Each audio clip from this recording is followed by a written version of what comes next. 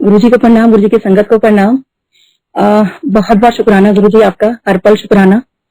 और गुरुजी के साथ मिलकर आपका शुक्राना, मंदिर मैनेजमेंट का शुक्राना, इन्होंने मुझे मौका दिया इस प्लेटफॉर्म पे आने का, सत्संग गुरुजी का सत्संग शेयर करने का। गुरुजी के एक्सपीरियंस में है और सच में मतलब मेरा हर सांस, मेरी हर चीज के मतलब ये निकलता है कि बस गुरुजी शुक्राना। मतलब मेरे शुक्राना वर्ड एक्चुअली बहुत छोटा है, लेकिन सिर्फ हम यही कह सकते हैं। तो मेरी गुरुजी से जर्नी स्टार्ट हुई थी इन 2004। इसलिए हम लोगों को बुलावा तो आ रहा था 2000 से ही। तो पाल आंटी है एक्चुअली, और वो मेरे को उन्होंने आना शुरू कर दिया था गुरुजी के पास। तो वो मुझे बोला करती थी कि गुरुजी नीलम, मैं गुरुजी के पास जाना शुरू हुई तो बहुत पावरफुल गुरुजी हैं, तो वहां चलो। क्योंकि my sister in law she was not getting married, तो हम लोग बहुत जगह माथा टेक रहे थे, बहुत जगह सब कुछ कर रहे थे, बट कहीं पे कुछ हो नहीं पा रहा था उनका। तो उन्होंने कहा कि नहीं, गुरुजी के पास जाने से ना उनकी शादी हो जाएगी, और मतलब वहां देख मतलब चलो, गुरुजी बहुत पावरफुल है। तो मैंने अपने हस्बैंड को बताया, तो मेरे हस्बैंड तो कहते हैं कि नीलम, मैं किसी इंसान के आगे माथा नहीं टेकूंगा, मुझे नहीं जाना वहां पे। तो ठीक है, अब जब कोई हस्बैंड तैयार नहीं थे, और क्योंकि वहां पर गुरुजी के शाम का टाइम होता था, तो मेरे लिए निकलना मुश्किल था, और वो जगह भी ऐसी थी महरौली की, बड़ा मुश्किल था जाना वहां पे। तो हम लोग फिर नहीं गए। फिर ऐसे 2000 निकल गया, 1 निकल गया, 2 निकल गया, 3 निकल गया। सोचे आज लगता है कि हमने कितने साल वेस्ट किए अपने। तो 2004 में क्या हुआ कि लाइक मई के अंदर मैं अपनी मम्मा के घर गई हुई थी। तो किसी बात पे मेरे हस्बैंड और मेरी लड़ाई हो गई, और लड़ाई बड़ी जबरदस्त हो गई मेरी हस्बैंड की मेरी। और वो फोन पे लड़ाई चल रही है, और 8th में तो मतलब मैं अपने मम्मा के घर ही रुकी थी। तो वो लड़ाई इतनी बढ़ गई, इतनी बढ़ गई, तो क्योंकि मैंने उस दिन मन में ठान लिया कि मैं अब इनके साथ नहीं रहूंगी। तो उस दिन दोपहर में मासी जी आए थे मम्मी से मिलने के लिए। तो मेरे को दोपहर में कहते हैं कि चल मैं तेरे को ना एड्रेस दे देती हूँ एम्पायर स्टेट का, देख ले, जब तेरा मन हो तब तू चले जाना। तो मैंने वो एड्रेस अपने पर्स में रखा, और मैं घर से निकल गई। किसी को नहीं बताया कि हमारी लड़ाई चल रही है।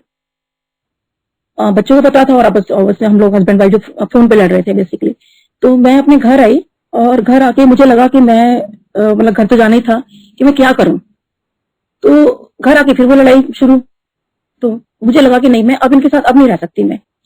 तो उस दिन मदर्स डे था, तो हम अपना यहाँ खान मार्केट में मैकडोनल्ड था। तो मैं बच्चों को मैंने कहा कि चलो आज मदर्स डे है, तो मैं ना मैकडोनल्ड लेके चलती हूँ। तो इस बहाने से मैं घर से निकली, और वहां पहुंचने के बाद मुझे लगा कि नहीं, मैं अब घर नहीं जाऊंगी, चाहे कुछ भी हो जाए। क्योंकि मेरी कोई गलती नहीं थी, इनकी फैमिली का मैंने हर तरह से इतना अच्छा रिस्पेक्ट करती हूँ, हर चीज करती हूँ, उसके बावजूद बिना मेरी गलती के मेरे से इतनी लड़ाई की है, मैं इनके साथ नहीं रहूंगी। और मैंने घर छोड़ दिया। और घर छोड़ के लेकिन जाऊं कहाँ? तो व्हाट आई रिमेम्बर कि मैं शायद फर्स्ट में मैंने हाथ डाला होगा, या पैसे देने के लिए हाथ डाला होगा, तो वो जो एम्पायर स्टेट का एड्रेस था जो मासी जी ने मुझे दोपहर में दिया था, वो मेरे हाथ में आया। तो मैंने उनके ना गले में छोटा सा लॉकेट देखा था, बस गुरुजी का बहुत छोटा सा स्वरूप देखा था। पहले बड़े बड़े स्वरूप तो मिलते नहीं थे।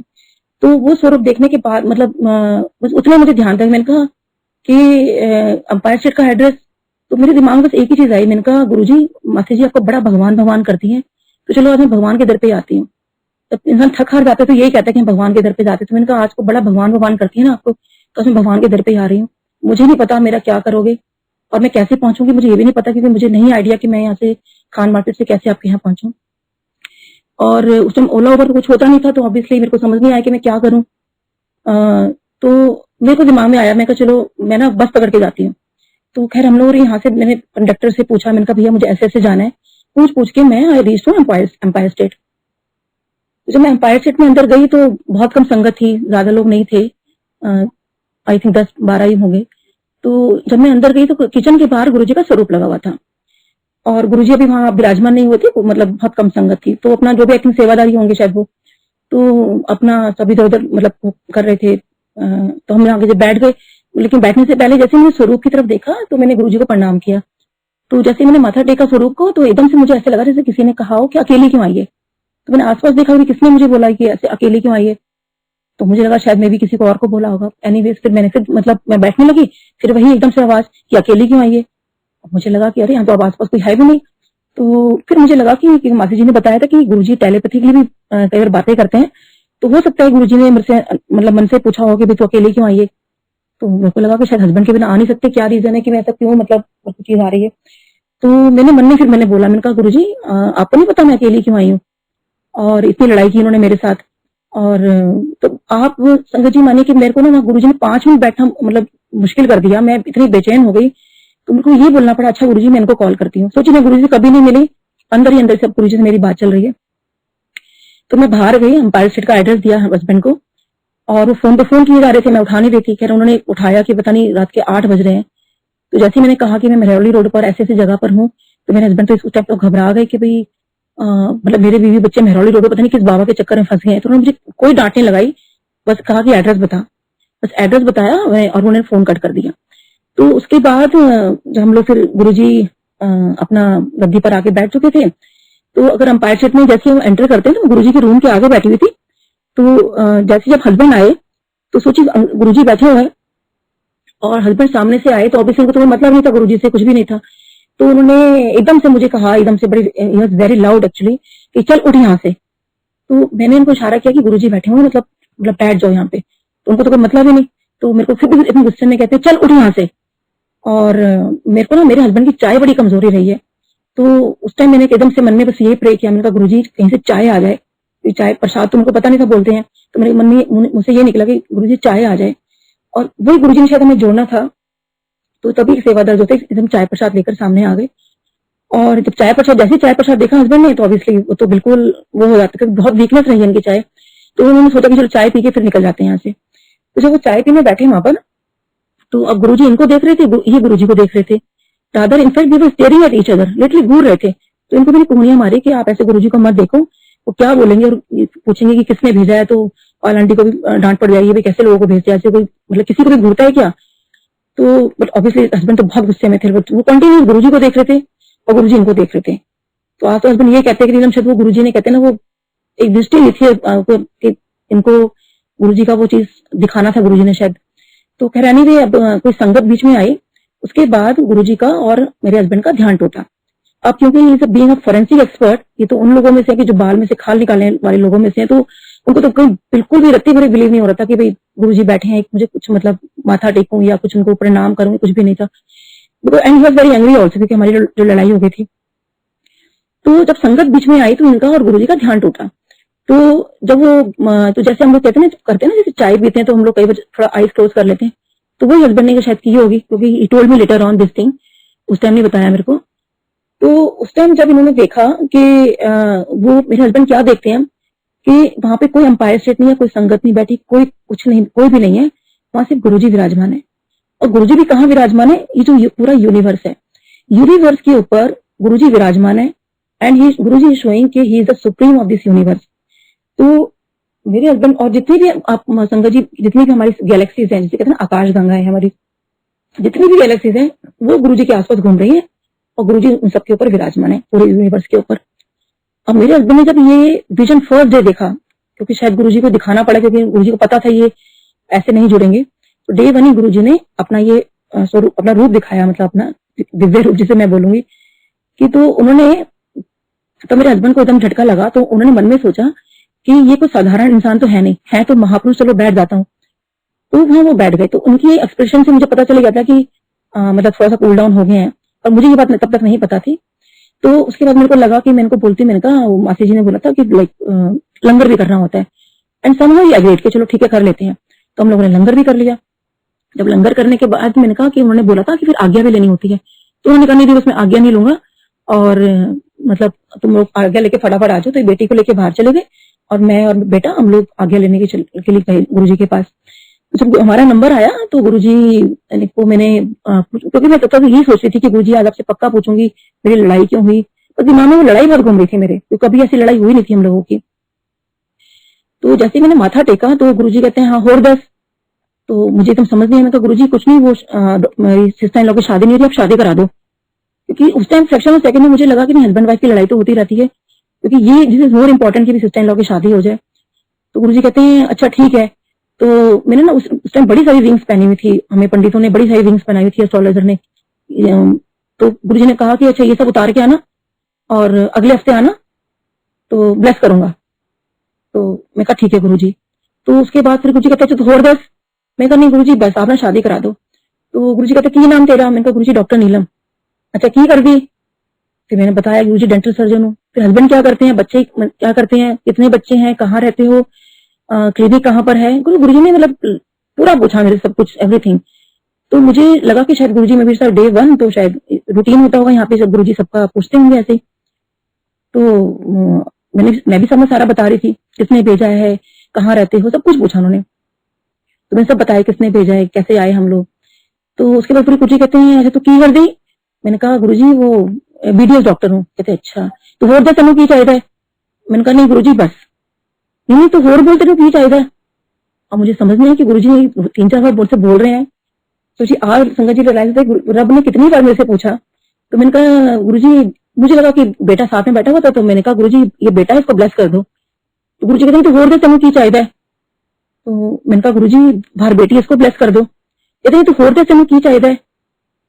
मैंने कहा गुरुजी बाहर हस्बैंड है, उनको ब्लेस कर दो। गुरुजी ने फिर ये कहा, गुरुजी कहते तो होर दे तेनों की चाहिए। मुझे समझ नहीं आया कि मैं और क्या मांगू। मैंने कहा गुरुजी मुझे ब्लेस कर दो। फिर गुरुजी कहते हैं तो होर दे तेनों की चाहिए।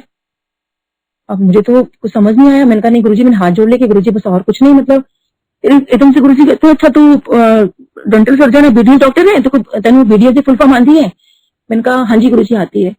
तो कह रहे 10 की होती है। मैंने कहा गुरुजी इसकी फुल फॉर्म होती है बैचलर ऑफ डेंटल सर्जरी। गुरुजी कहते हैं ऐनी होती। मुझे तो एकदम से लगा कि इतने सालों में मैं कहीं भूल तो नहीं रही अपनी, मतलब इसकी फुल फॉर्म। तो आई गॉट सो एम्बेरेस्ड, क्योंकि आसपास भी जो आंटियां थी और जो लोग थे मतलब एकदम ऐसे देख रहे थे। तो मैं कहा गुरुजी इसकी फुल फॉर्म यही होती है। कहते हैं नहीं होती। अब मेरे को बड़ा वो लगा, फिर एकदम से कहते हैं तो वर्ड समझ की चाहिए। अब मेरे को तो लग रहा था, मैंने कहा गुरुजी को मैं फुल फॉर्म बताऊं, और गुरुजी सोची वो देने के लिए इतना बैठे और मैं अपनी फुल फॉर्म में लगी हुई थी। तो फिर गुरुजी को मैंने कहा नहीं गुरुजी फुल फॉर्म तो यही होती है। गुरुजी कहनी ऐनी होती। अच्छा तो वर्ड समझ की चाहिए। हर सेंटेंस के बाद आई रिमेम्बर गुरुजी मेरे से बार बार पूछ रहे थे, मतलब इतनी बार मेरे से गुरुजी ने पूछा उस दिन। मैंने सिर्फ लेकिन ब्लेसिंग्स के अलावा गुरुजी से कुछ नहीं मांगा। तो फिर गुरुजी थोड़ी देर में कहते हैं BDS की फुल फॉर्म होती है 32 दांता सर्वनाश। तो मेरे को संगत जी आज तो बहुत अच्छा लगता है, जब मैं गुरुजी की सब बातें याद करती रही उस टाइम मेरे को अच्छा नहीं लगा। आई गॉट सो एम्बेरेस्ड गुरुजी क्यों बोल रहे हैं, क्योंकि मेरे को पाल आंटी ने बताया था कि 4 दिन पहले वो भी अपने ब्रदर इन लॉ को लेके गए थे, तो वो भी BDS डॉक्टर थे। तो उनको भी गुरुजी ने सेम ये बात बोली थी BDS सुनने के बाद 32 दांता था सर्वनाश। तो उन्होंने बोला कि तो मैंने उनसे पूछा था कि ऐसा क्यों बोला गुरुजी ने। तो कहती है वो खराब डॉक्टर है ना, इसलिए बोल दिया होगा। अब ये बात मैंने अपने ऊपर ले ली कि इसका गुरुजी, इसका मतलब मैं भी खराब डॉक्टर हूँ इसलिए मुझे बोल रहे हैं क्या। तो मुझे बहुत बुरा लगा उस वक्त। तो मैंने कहा फिर मैं अपनी फुल फॉर्म ठीक कराने में लगी थी गुरुजी से। मैंने कहा नहीं गुरुजी इसकी फुल फॉर्म ये नहीं होती है, इसकी फुल फॉर्म ये होती है। गुरुजी कहनी ऐ नहीं होती, इसकी फुल फॉर्म यही होती है। तो सोचिए गुरुजी से और मैं लिटरली हम इस बात पे कितनी देर बहस करती रही कि फुल फॉर्म गुरुजी ठीक, मतलब मुझे था कि गुरुजी फुल फॉर्म ठीक कर दें और कुछ और बोले बेसिकली, लेकिन गुरुजी वही बोलते रहे। फिर बहुत देर हो गई गुरुजी बात करते रहे, कभी कुछ जैसे मैं उठने लगती आगे लेने लगती, लेकिन मुझे बहुत एम्बेरसमेंट फील हो रहा था कि भाई यहाँ से मतलब जैसे गुरुजी 32 दांता सर्वनाश बोलते हैं तो सारे एकदम लोग मेरी तरफ देखने लगते। तो मुझे लगता बस यहाँ से मैं फटाफट जाऊं बस यहाँ से, और सोची मेरे रब बिठा रहे हैं और मैं वहां से लग रहा है नहीं मैं निकलूं। तो खैर मैं जैसे उठने लगती फिर गुरुजी मुझे बिठा लेते, कुछ ना कुछ मतलब ऐसा पूछते कि मुझे जवाब देना पड़ता। फिर कहते अच्छा BDS की फुल फॉर्म यही होती है। तो खैर उसके बाद मैंने कहा मन में सोचती रही कि गुरुजी इतना मेरे से बोल रहे हैं, लेकिन लड़ाई के बारे में मेरे से एक चीज नहीं बोली गुरुजी ने। एक मैंने कुछ नहीं कहा गुरुजी को, लड़ाई के बारे में कुछ नहीं बोला। उसके बाद काफी देर जब हो गई तो उसके बाद गुरुजी ने कहा कि अच्छा तू ऐ दस तू लव मैरिज की है। मैंने कहा हाँ जी गुरुजी। कहते हैं अच्छा तू अब जा। तो एकदम से मुझे लगा, एकदम से उठा दिया गुरुजी ने। मैंने कहा चलो ठीक है। अब गुरुजी ने आगे दे रही। तो अब सोचिए संगत जी जब ये बोला कि लव मैरिज की है, तो क्योंकि हम लोगों ने उस वक्त गुरुजी ने मेरे को वो सारा पीरियड याद दिला दिया, वो वादे कसमें सब याद दिला दिए कि तुम लोगों ने तो बड़ा प्रॉमिस किया था एक दूसरे से कि तुम कभी लड़ाई नहीं करोगे, आज तुम इतना लड़ाई कर आ रहे हो।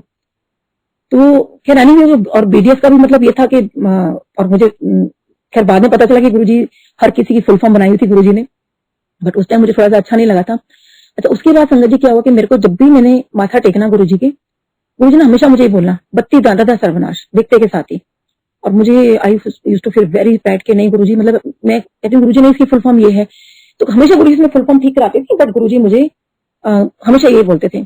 तो बहुत बार हो गया था तो मुझे अच्छा नहीं लग रहा था। तो एक दिन आई थॉट समथिंग एल्स, और आई वाज जस्ट वेटिंग कि बस गुरुजी मुझे आज जरूर बोले। और मुझे इतना गुरुजी बोलते थे कि आई रिमेम्बर कि एक बार गुरुजी अपने रूम में जा रहे थे, और जब गुरुजी अपने रूम में जाया करते थे तो हम लोग खड़े हो जाया करते थे। तो जब रूम में जब जा रहे थे गुरुजी, तो I was sitting at on the right hand side बीच में। तो गुरुजी मेरे को देखा, 2 कदम पीछे आए और एकदम से बोलते 32 दाना था सर्वनाश। And I was like this कि गुरुजी वहां तो 4 लोगों के बीच में बोलते हो और यहाँ सबके बीच में, and what is this, and Guruji just smile और अपने रूम में चले गए। और मुझे ना बहुत उस दिन बुरा लगा। तो मैंने कुछ सोचा और नेक्स्ट डे मतलब नेक्स्ट टाइम जब मैं सोच के गई तो मैंने मैंने आई वाज जस्ट वेटिंग कि मतलब गुरुजी जल्दी बोलो ना, बत्ती ज्यादा से सर्वनाश। तो आई वाज जस्ट वेटिंग, जैसे ही गुरुजी ने मैंने माथा टेका, गुरुजी ने बोला बत्तीस दांतों का सर्वनाश। मैंने कहा नहीं गुरुजी, इसकी फुल फॉर्म ये नहीं होती, इसकी फुल फॉर्म होती है 32 दांतों का सही इलाज। और ऑटोमेटिक मेरे मुंह से निकला कि मैं कर सकूं इसका, आप मुझे आशीर्वाद दीजिए। तो गुरुजी ने जैसे सुना और एकदम से मतलब ही स्माइल्ड एट मी, और मेरे को अभी भी वो चीज पूरा एम्पायर स्टेट वो सब कुछ याद आ रहा है कि लग रहा है जैसे गुरुजी मेरे सामने बैठे हो, कि इतना खुश हुए मेरी इस बात से, इतना खुश हुए, इतनी मुझे ब्लेसिंग्स दी। मतलब सच अ लवली मोमेंट। मतलब जैसे गुरुजी ने मेरे को जिस तरह से उस दिन ये हुआ, शायद वो मेरी डेंटिस्ट्री को, मेरे बीडीएस को ब्लेस करना चाहते थे, इसलिए मेरे मुंह से निकलवाया या मेरे को ये करवाया कि 32 दांतों का सही इलाज मैं कर सकूं। तो मुझे इस तरह से फिर हमारी जर्नी शुरू हुई और हम लोग जाते रहे। और ऑब्वियसली जिस सिस्टर इन लॉ की शादी की वैसे तो शादी तो होनी थी, थोड़ा लेट हुई, तो तब गुरुजी ने कहा था कि डॉक्टर तेरे सारे काम लेट होते तो ये भी लेट होगा। तो इस तरह से हम लोगों को जाना शुरू हो गया और दिन पर दिन एडिक्शन गुरुजी के लिए हमें बढ़ता रहा। अब जब वहां जाना शुरू हुई तो ऑब्वियसली सेवादार ने मना शुरू कर दिया कि आंटी बच्चे मत लेकर आया करो। अब बच्चों की प्रॉब्लम थी कि बेटी मेरी उस टाइम 4+ थी और बेटा 9+, तो बच्चे इतने छोटे थे और बीइंग अ न्यूक्लियर फैमिली तो बड़ा मुश्किल था कि हम उसको छोड़ भी नहीं सकते थे बच्चों को कहीं। तो मेरे को लगा, मैंने कहा अब मैं क्या करूं। तो ऐसे हम लोग मई में जुड़े थे, तो जुलाई में गुरुजी का जब बर्थडे आया तो बड़े मंदिर में सेलिब्रेट ऑब्वियसली होना था वो, तो हमें वहां का इनविटेशन आया कि भाई वहां पे जाना है। तो जब वहां पे हम लोग जा रहे थे तो उस दिन एक चीज और बता दूं कि उस दिन ना मौसम बहुत खराब था। बस ये लग रहा था कि अभी बरसात हो जाएगी, अभी बरसात हो जाएगी, और गर्मी भी बहुत थी, बड़ा अजीब सा मौसम हो रहा था। तो मेरे को लगा, मैंने कहा वैसे अगर ये महापुरुष हैं या कुछ भी हैं, कि मन में देखिए संगत जी डाउट तो कभी कभी रहते थे, बहुत इफ एंड बट्स रहते थे, तो क्या सच में आज बरसात रुकेगी क्या, जिस तरह से मौसम हुआ पड़ा है। और संगत जी बिलीव में उस दिन वाकई वहां बरसात नहीं, और मौसम इतना प्यारा हो गया था वहां पे। तो वहां पे ना हंसा हंसी आए थे उस टाइम। तो हंसा हंसी ने एक बड़ी प्यारी लाइन बोली थी कि वो पीर ही क्या जिसको पीड़ का पता ना हो। तो वाकई ये बात मेरे इतना गहन में लग गई कि लाइक वाकई वो पीर क्या, मतलब जिसको पीड़ा, हमारी पीड़ा का पता ही ना हो। वाकई अब जब गुरुजी के आगे माथा टेकते हो, उनके दर पे माथा टेकते हो, उनको वैसे भी उनको आपकी सारी पीड़ा का पता है। तो खैर हम लोगों ने बहुत बहुत एंजॉय किया, सब कुछ हुआ। तो मेरे बेटे के दिमाग में एकदम से आइडिया आया, तो कहते हैं मम्मी आज ना गुरुजी का बर्थडे है, तो आप एक काम करो, आज ना गुरुजी से पूछ ही लो कि बच्चे आ जाएं करे क्या। तो मैंने कहा नहीं नहीं, आज तो इतना रश है, मतलब कैसे पूछेंगे। तो गुरुजी का जो सिंहासन उस दिन लगाया गया था, वो जो शिव मूर्ति है उसके आगे लगाया गया था। तो पूरा ऑब्वियसली सेवादार खड़े होते, गुरुजी के पास कोई जा नहीं सकता था ऐसे। हम लोग आगे लेके निकल रहे थे, तो उन्होंने कहा भी बस दूर से माथा टेको और चलो, मतलब चलते जाओ, माथा भी नहीं टेकना, बस हाथ जोड़ो और चलते जाओ। तो अब जब हमारी टर्न आई तो मेरे को बार बार मेरा बेटा कह रहा है मम्मी प्लीज गुरुजी से पूछो, प्लीज गुरुजी से पूछ लो। आज अगर गुरुजी ने बच्चों को हमारे लिए कर दिया, क्योंकि मैं तो गुरुजी के बिना रह नहीं सकता, उसको बहुत एडिक्शन हो गया था गुरुजी का। तो आज आपको गुरुजी मना नहीं करेंगे, हम लोग फिर आ जाया करेंगे। और ये सेवादार अंकल जो बोलते हैं ना, तो हम लोग हमारा हमेशा आप परेशान होते हैं उनसे, मतलब अच्छा नहीं लगता मेरे को। तो मेरे कहा नहीं नहीं, फिर मैं गुरुजी से एम्पायर से पूछूंगी, यहाँ तो बहुत मुश्किल है। तो उसको मैंने मना ही कर रही थी, तो एकदम से मैंने देखा कि मतलब बेटा मेरे पास में नहीं है। तो मैंने सडनली देखा कि अरे एकदम से कहाँ चला गया। तो देखा कि वो गुरुजी के चरणों में जाके लेट गया जाकर, मतलब पूरा सेवादार वो क्रॉस करता हुआ सब कुछ एकदम चरणों में लेट गया। और मैं उसको लेने के लिए मेरे को उसने मतलब इस बार फ्रैक्शन ऑफ सेकंड एकदम से इशारा किया, मैं फटाफट आओ जल्दी से। और मैं अंकल को कह रही हूँ, अंकल प्लीज मेरा बेटा देखो गुरुजी के पास। और मैं भी वो उनका जो था, मतलब एकदम से मैं भी क्रॉस करके गुरुजी के पास चली गई। तो मैंने कहा गुरुजी बेटा कह रहा है कि वो शैतानी नहीं करेगा आगे से, तो बच्चे ले आया करूं मैं। तो गुरुजी कहते हैं अच्छा किथे है। मैंने कहा गुरुजी ये रहा। तो देखा तो वो तो भाग गया मेरे को एकदम गुरुजी के पास फंसा के, खैर बहुत अच्छी जगह फंसी हूँ मैं। तो मैंने एकदम से देखा, उसे फटाफट इशारा किया कि मम्मी पूछो। मैंने कहा गुरुजी ऐसे ऐसे बात है, बच्चे ले आया करूं। तो गुरुजी ने बड़े प्यार से, बड़ी इतनी स्माइलिंग फेस से कहा, कहते हैं हाँ तो ले आया कर। तो इस तरह से गुरुजी ने मेरे बच्चों को आज्ञा दी और मैं बच्चे मतलब वहां ले जाती रही। उसके बाद हमारे इस तरह से हम लोग वहां जाते रहे। तो ऐसे ही एक बार क्या हुआ कि गुरुजी के बर्थडे वाले दिन, और सॉरी मतलब ये चीज हुई, तो हम लोग जाना शुरू हो गए थे। अच्छा जब मेरे बेटे का बर्थडे आया, तो हम लोग अपने घर पे बर्थडे सेलिब्रेट कर रहे थे। तो पाल आंटी का फोन आता है रात को 10 बजे कि तू एम्पायर स्टेट में है ना इस टाइम। तो मैंने कहा नहीं मैं एम्पायर स्टेट में नहीं हूँ, हम तो घर पे सेलिब्रेट कर रहे हैं। तो उन्होंने बड़ी कस के डांट लगाई कि बर्थडे है, गुरुजी का भी दिन है, और तुम मतलब बर्थडे घर पे सेलिब्रेट कर रहे हो, तो गुरुजी के पास ही जाना चाहिए था। तो मुझे लगा गलती हो गई, हम लोगों तो गुरुजी के पास जाना चाहिए था। तो मैंने सबको बोला सब पैकअप करो, अपने अपने घर जाओ, हम तो गुरुजी के पास जा रहे हैं। तो उसके बाद हम लोग मतलब और अचानक से देखिए गुरुजी की परीक्षा भी लेते हैं। तो हम लोगों ने जैसे ही हम लोग निकलने लगे एकदम बरसात शुरू हो गई और जबरदस्त बरसात, इतनी तेज मतलब बरसात थी कि घुटनों घुटनों पानी भर गया। लेकिन हम लोगों ने कहा नहीं, गुरुजी का बोल दिया तुम जाएंगे, और वाकई एकदम अंदर से लगने लगा कि नहीं आज बच्चों का जन्मदिन है, क्योंकि मैं बेटा और बेटी का बर्थडे इकट्ठा मनाती थी, क्योंकि दोनों का ऑलमोस्ट इकट्ठा ही आता है। तो क्योंकि इनके एग्जाम टाइम चल रहे होते थे तो 2 अक्टूबर को सब फ्री होते थे, तो हम लोग उस दिन मनाया करते थे। अब जैसे बरसात शुरू हुई तो लगा कि अब कैसे जाएंगे। अच्छा, रास्ते में देखा तो गाड़ियां खराब। फिर हमने एक फैमिली देखी जो बाइक पे जा रही थी, तो वो बड़ा भीगती हुई जा रही थी। तो हमें लगा कि नहीं, इनके बच्चों बहुत छोटे बच्चे हैं, इनको घर छोड़ देना चाहिए हमें। उनको हमने ड्रॉप किया। मतलब कहने का मतलब ये समझिए बहुत लेट हो गए थे हम लोग अंपायर सेट पहुंचते पहुंचते। मैं प्रे करती रही कि प्लीज गुरुजी हमें दर्शन दे देना, गाड़ी खराब ना हो, कुछ हो ना रास्ते में, ट्रैफिक खुला मिल जाए। तो 12 बजे से कुछ टाइम पहले हम लोग वहाँ अंपायर सेट पहुंच गए। जब वहां पहुंचे तो जैसे ही वहां पहुंचे तो आंटी, एक से आंटी खड़ी थी वहां पे, तो कहती है आंटी आपका आने का टाइम है। तो मैंने कहा aunty really very sorry, actually बच्चों का जन्मदिन था तो हम लोग थोड़ा सा लेट हो गए। कहती है आंटी अब कोई बात नहीं, आप यहीं से माथा टेको और बस आ गया यहीं से। ये तो मेरी आंखों में आंसू आ गए। मैंने कहा नहीं आंटी प्लीज, बच्चों का जन्मदिन है, अगर गुरुजी का आशीर्वाद मिल जाए तो। कहती आंटी वो नहीं हो सकता, अब ऐसा है कि गुरुजी अपने रूम में जा रहे हैं, रूम में जाते हुए जितने दर्शन हो गए आपको। तो उसी टाइम गुरुजी अपने रूम में गए तो थोड़ा सा दरवाजा खुला हुआ था, तो गुरुजी के पास हमने बैग देखी है और वहीं से माथा टेका और गुरुजी अपने रूम में चले गए। कहते आंटी अब गुरुजी अपने रूम में गए, अब आप लोग जाओ।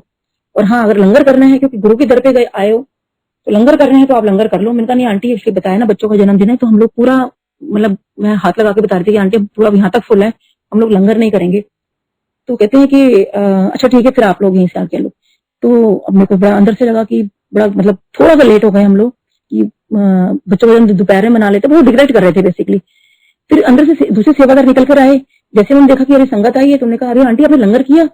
मैंने कहा नहीं अंकल, एक्चुअली हम लोग ना यहाँ तक फुल है और हम लोग लंगर नहीं करेंगे, बेटे का जन्मदिन है, अगर हमें गुरुजी का आशीर्वाद मिल जाए तो। कहते आंटी वो तो नहीं हो सकता। फिर वो चले गए। फिर और सेवादार आए।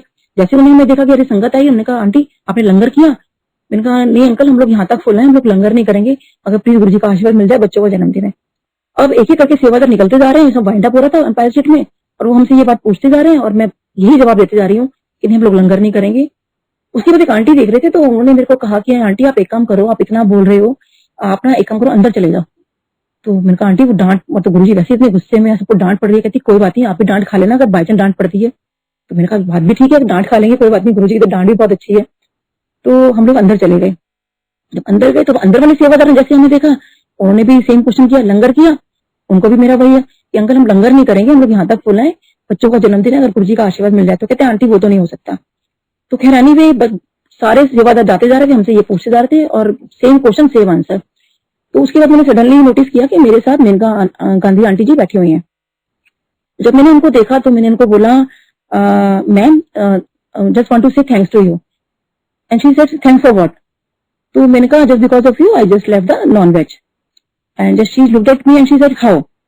तो I just elaborated everything to her कि how I left the non veg. तो वो बहुत खुश हुई एकदम से कि अरे वाह, मतलब अच्छा। मैंने कहा हाँ, जो आपकी एड आई थी मैंने ऐसे एड पढ़ा जो भी था। तो उसके बाद अब मेरे को तो बस ये था कि गुरुजी अगर हमें दर्शन दे दे तो मैं कहा चलो कोई नहीं, अब मतलब जैसे भी है अब एटलीस्ट चलो अंपायर सेट तो आ गए हम लोग। तो गुरुजी की मेहर, गुरुजी की बहुत शुक्राना गुरुजी का। गुरुजी अपने रूम से आए। जब रूम से आए तो जब वो अंपायर सेट में जैसे अब अंदर आते तो वो स्टेप्स होते थे, गुरुजी कई बार वहां बैठ जाया करते थे। तो मेनका गांधी आंटी ने उनको बताया कि Guruji she left the non veg. तो गुरुजी कहते हैं वधिया किता। तो फिर तो गुरुजी का ध्यान हमारी तरफ गया। तो फिर हम थोड़ी देर बैठे रहे, फिर गुरुजी ने हमें इशारे से बुलाया। तो गुरुजी ने पहली चीज मेरे से पूछी लंगर किया। तो जैसे सारे सेवादार मेरे से पूछते थे लंगर किया। मैंने कहा नहीं Guruji, I was just about to say कि हम यहाँ तक फुल है। गुरुजी कहते पहले लंगर करके आओ फिर बात करना। तो अब हस्बैंड ने इशारा किया कि हम यहाँ तक फुल है, लंगर नहीं कर पाएंगे, मतलब हमने तो गुरुजी ने बोला है। तो मैं ना कहते हैं फिर उन्होंने इशारा किया कि एक चपाती प्रसाद बोलना बस। तो मैं भागी भागी किचन में गई। मैंने कहा अंकल प्लीज, मैंने आपको बताया ना हम लोग यहाँ तक फुल है, लंगर नहीं कर पाएंगे, क्योंकि गुरुजी ने बोला है लंगर करना है। तो एक चपाती प्रसाद देना ताकि हम लोग चारों एक एक बाइट ले लेंगे, और अंकल प्लीज ज्यादा मत डालना, बिल्कुल भी हम लोग नहीं कर पाएंगे। तो उन्होंने कहा ठीक है आंटी। तो मैं अपना कह के हम बाहर आ गए। गुरुजी सामने बैठे हुए हैं, हमारी मेरी सब फैमिली बैठी हुई है बस, और 2-4 सेवादार जो थे बस। तो अब जब लंगर प्रसाद आता है तो लंगर प्रसाद जब आया तो दैट वाज डबल। और मेरे हस्बैंड मुझे ये कह रहे हैं कि नीलम मतलब व्हाट इज दिस, मतलब कि तुम्हें इतना भी नहीं है, मतलब इशारा में पूछने कि भाई डबल लंगर प्रसाद कौन करेगा। बच्चे भी मतलब इशारा कर रहे हैं कि भाई हम क्या करें, लाइक खाओ आप। और मैंने फिर गुरुजी को देखा, गुरुजी बस स्पेलिंग इतनी, और क्योंकि अब लंगर है, सामने गुरुजी बैठे हुए, कोई और संगत नहीं बैठी जिसको हम कहेंगे आप शेयर कर लो। और उसके बाद 4 ग्लास जो थे चाय के वो भी आ गए, और बड़ा मुश्किल हो गया कि भाई इतनी चाय कैसे पियेंगे और इतना लंगर कैसे खाएंगे। बट वो गुरुजी का शुक्राना, क्योंकि जब रब आपको करवा रहे हैं तो आपका सब कुछ हो जाता है। तो there was such a golden moment of my life, मतलब वो सबसे बहुत प्यारा मेरा मोमेंट था कि रब मेरे सामने बैठ के हमें लंगर करवाया, मेरी फैमिली को शायद बहुत बहुत ब्लेसिंग्स दी हमें। तो अब सोचिए, गुरुजी मुस्कुराते जा रहे हैं और हम लोग लंगर करते जा रहे हैं, तो हम लोग बहुत धीरे धीरे लंगर कर रहे थे। तो संगत जी, आज मैं सोचती हूँ कि सोचिए रब ने हम मेरे लिए वेट की हमारे लंगर करने के लिए। ऐसा नहीं कि हमें लंगर वहां में बिठा के अपने रूम में चले गए, ऐसा नहीं। जब तक हम लोगों ने लंगर नहीं किया, क्योंकि हम लोग बहुत धीरे लंगर खा रहे थे क्योंकि पूरा हमारा पेट फुल था, तो लेकिन गुरुजी तब तक बैठे रहे वहां पे और मुस्कुराते रहे और हम लोग लंगर करते रहे। तो क्या रहने भी हम लोगों ने लंगर फिनिश किया। तो लंगर फिनिश किया तो ऑब्वियसली आज्ञा भी लेनी थी फिर हम लोग वहां बैठ गए, समझ नहीं आ रहा था क्या करें। क्या रहने, फिर गुरुजी ने हमें बुलाया। तो जब गुरुजी ने बुलाया तो फिर गुरुजी ने वही जैसे हमेशा मेरे पूछते थे, की नाम तेरा, कहाँ क्या काम करते हो, क्या नहीं करते। तो जब हस्बैंड ने बताया तो ये गुरुजी मैं सफदरजंग हॉस्पिटल में हूँ, तो एकदम से कहते हैं अच्छा सफदरजंग हॉस्पिटल में हो, अच्छा डॉक्टर तू मेरा एक काम करा देगा। गुरुजी कह रहे हैं काम कराने के लिए, कहा हाँ जी गुरुजी। कहते अच्छा ठीक है, एक फटाफट अपना मोबाइल नंबर और अपना नाम लिखवाओ। तो फटाफट एक पेपर और पेन आया और गुरुजी ने अपने हाथों से कि नाम दस। तो मैंने कहा गुरुजी डॉक्टर नीलम, मोबाइल नंबर, नंबर बता दिया। तो मेरे मन में आया कि गुरुजी मोबाइल नाम, काम तो इनसे बोल रहे, नाम मेरा क्यों लिख रहे हैं। खैर एनीवे, तो मैंने कहा गुरुजी आपका ना काम हो जाएगा। गुरुजी कहते काम तो कब का हो गया। तो हमें समझ नहीं आया कि काम हो गया। फिर गुरुजी कहते हैं, फिर गुरुजी ने अपने जो वहाँ छोटू हैं उनको बुलाया कि ठीक है डॉक्टर साहब को फोन कर लेना और काम हो जाएगा। तो उन्होंने कहा ठीक है कि हाँ आपको फोन पहुंच जाएगा, जो भी काम होगा आपके पास फोन आ जाएगा। हमने कहा ठीक है गुरुजी। फिर गुरुजी नॉर्मल बात करने लगे। तो मैंने कहा गुरुजी, जैसे मेरे बहुत मन में था कि गुरुजी मतलब बच्चों का जन्मदिन था, गुरुजी आशीर्वाद दे दें। तो गुरुजी, मैंने कहा गुरुजी बच्चों का ना जन्मदिन है। कहते हाँ फिर तो कल्याण हो गया। अब उस टाइम नहीं पता था गुरुजी अगर इतनी बड़ी बात बोल रहे हैं कल्याण हो गया या कल्याण कितना। फिर मेरे को लगा शायद गुरुजी कुछ और बोले। मैंने कहा गुरुजी बच्चों का जन्मदिन है, आज बेटे का जन्मदिन है। हाँ इसका तो कल्याण हो गया, कल्याण कितना। फिर मतलब बींगा, मतलब मुझे लगा था गुरुजी कुछ और बोले। गुरुजी कहते हाँ तो कल्याण हो गया। तो खैर फिर गुरुजी ने फिर नॉर्मल बात कहाँ रहते हो, क्या करते हो, क्लिनिक कहाँ पर है। अच्छा, तो उसके बाद में फिर गुरुजी कहते हैं अच्छा तू ना अब अपनी सहेली को लेकर आना और जो तेरी पेशेंट प्रॉब्लम में होंगे उनको लेकर आना। तो मेरे मन में सोचा पेशेंट्स को लेकर आना, मतलब पता नहीं क्योंकि उस टाइम तो इतना कुछ जानता नहीं था गुरुजी के बारे में। तो खैर मैंने कहा ठीक है गुरुजी, और हस्बैंड को बोला तो अपने फ्रेंड को लेकर आना। तो उसके बाद हम लोग जब जाने लगे तो फिर आज्ञा तो लेनी थी, तो आज्ञा ली हम लोगों ने। तो उसके बाद ना उससे पहले एक चीज और बताते संगत जी कि जब हम लोग जब जहाँ से गुरुजी से जुड़े थे तो गुरुजी ना कई बार छोटे स्वरूप देते थे, लॉकेट दिया करते थे। तो मेरा बेटा ना हर किसी से मांगता था कि आंटी ये लॉकेट किसने दिया है, स्वरूप किसने दिया है। तो कहते बेटा गुरुजी ने दिया, मेरे को कब मिलेगा। तो कहते बेटा गुरुजी देते हैं, यहाँ पे ऐसे किसी से मांग नहीं सकते, ना कोई देता है यहाँ पे, गुरुजी ने जिसको दिया वो दिया। तो वो हर किसी से ना, हर किसी को उसने अपने सेवादार को, उनके बच्चों को, सबको फ्रेंड बना लिया था कि एक लॉकेट और स्वरूप पाने के लिए, लेकिन वो हमें कभी भी नहीं मिला। तो उस दिन जब हम लोग जब जाने लगे तो हमें ना फिर अंदर से बुलावा आया कि सेवादार अंकल आए कि डॉक्टर आंटी आपको ना गुरुजी बुला रहे हैं। तो सोच के इतना प्यारा लगता है कि रब ने हमें फिर बुलाया अंदर, और हम अंदर गए। मैंने कहा हाँ जी गुरुजी। तो गुरुजी कहते हैं ये लो पकड़ो। तो एक गुरुजी ने एनवेलप दिया मेरे को, उस पे लिखा हुआ था गुरुजी 2004, गुरुजी ने अपने हाथों से लिखा उस पे। तो जब वो एनवेलप हुआ तो ऑब्वियसली बहुत क्यूरियोसिटी की एनवेलप के अंदर क्या है। तो गुरुजी ने कहा, ऐसे इशारा किया कि देखो, और जैसे हमने देखा तो संगत जी सोचिए कि जो लॉकेट मेरा बेटा इतने मतलब टाइम से मांग रहा था, 2 लॉकेट गुरुजी का स्वरूप गुरुजी ने उस दिन उसके बर्थडे पे दिए। दोनों बच्चे तो मेरे खुश हो गए कि मम्मी गुरुजी ने देखो हमें दोनों का जन्मदिन आज मनाया है और गुरुजी ने हम दोनों को बर्थडे गिफ्ट दे दिया। तो बहुत शुक्राना गुरुजी, और गुरुजी को पता है कि कब मतलब कैसे कब किसको क्या देना है, कि जो बच्चा मतलब मांग रहा है और मतलब उसको उसी दिन उसके बर्थडे पे वो चीज मिली।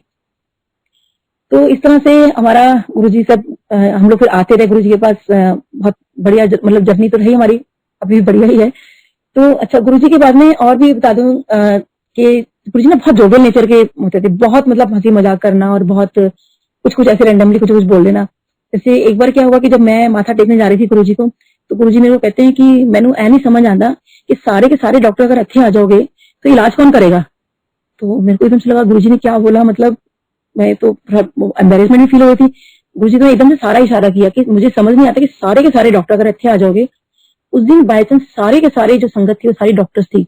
जब गुरु जी ने थोड़ा लाउड बोला तो सब थोड़ा झेम के थोड़ा नीचे देख रहे थे। तो मैं कहा अच्छा गुरु जी सबको ही सुना रहे हो, बाकी ठीक है कि सारे डॉक्टर्स वहां पहुंचेंगे तो इलाज कौन करेगा।